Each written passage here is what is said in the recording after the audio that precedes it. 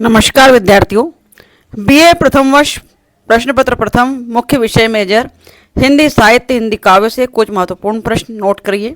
इकाई 1 से, जो कि आपकी परीक्षा के दृष्टिकोण से अति महत्वपूर्ण है।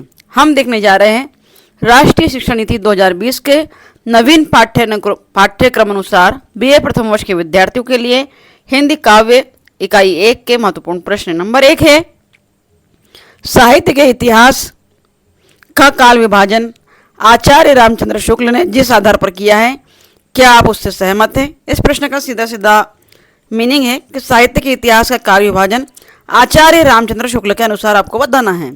प्रश्न क्रमांक 2, हिंदी के आदिकाल की पृष्ठभूमि का संक्षेप में वर्णन कीजिए। प्रश्न क्रमांक 3 है, इसी इकाई से एक इकाई से आदिकाल की विशेषताओं को स्पष्ट कीजिए।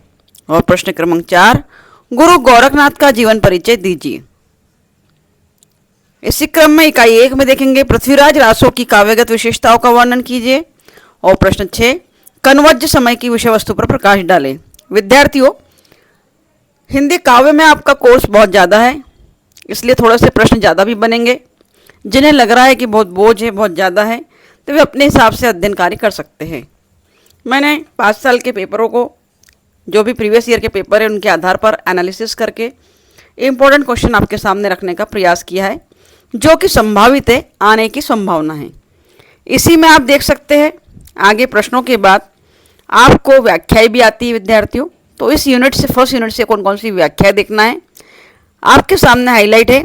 अदेशी, देशी बा, देशी, बिचारी बा, अधिसिटी, चिया, ससिता चिया।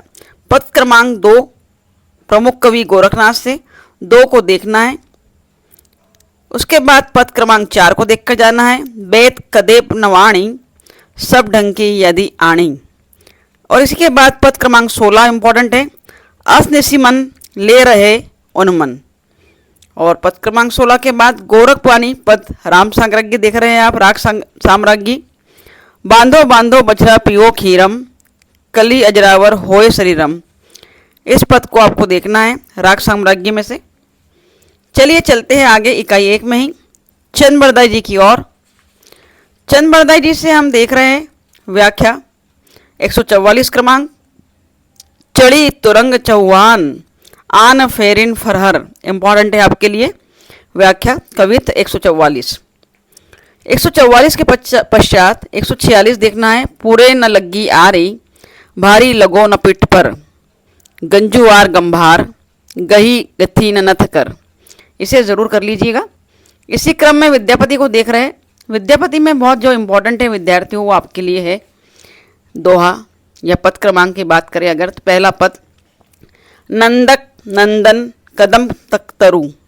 एक पद संख्या 1 को देख लेंगे।